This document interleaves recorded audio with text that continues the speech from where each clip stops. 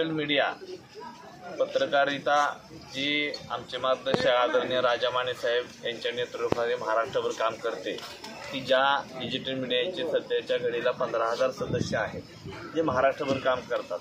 त्यातले सांगोला विधानसभेतील जवळजवळ 48 सदस्य आहेत. त्या 48 सदस्यामध्ये ग्रामीण असेल किंवा शहरी असेल, त्या तुमच्या डिजिटल मीडियाच्या काही नवनियुक्त अध्यक्ष असतील, उपाध्यक्ष असतील, सरचिटणीस असतील आणि पदाधिकारी असतील, यांच्या ज्या नवीन निवडी झाल्या किंवा यांच्याशी कुठंतरी त्यांचं कोड कौतुक आपल्या माणसाला आपण केलं पाहिजे, हे आपलं कर्तव्य आहे. हे समजून आज सगळ्यांनाच आज इथं आम्ही आमच्या ऑफिसला बोलवलं आणि यांचा आदर सत्कार केला आणि त्यांच्या भविष्यातल्या वाटचालीला शुभेच्छा दिल्या, की जेणेकरून भारतीय जनता पार्टी जिल्हाध्यक्षा नात्यानं आणि भारतीय जनता पार्टी पक्ष ज्या लोकहिताच्या जनहिताच्या ज्या काही गोष्टी असतील, समाजहिताच्या कुठल्या गोष्टी असतील, त्या सगळ्या गोष्टींना तुमच्यासोबत राहील. आमचे शहराचे अध्यक्ष विशाल बनसोडे तुमच्यासोबत असतील.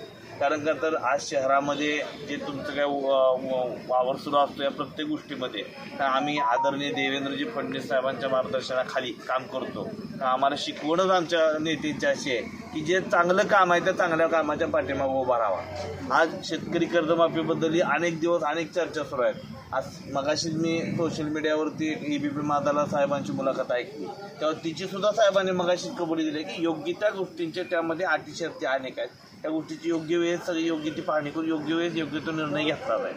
भारतीय जनता पार्टी मुख्यमंत्री किंवा आदरणीय साहेब हे दिलेला कोणताही शब्द कधी बदलणार नाही, दिलेले शब्द पाळतील ही जिल्हाधीशांना मला खात्री आहे. तरी तुम्हा सगळ्या मंडळींचं या सगळ्या मंडळींचं भविष्याच्या वाटचालीत आम्ही भारतीय जनता पार्टीकडून त्यांना खूप खूप शुभेच्छा देतो. धन्यवाद.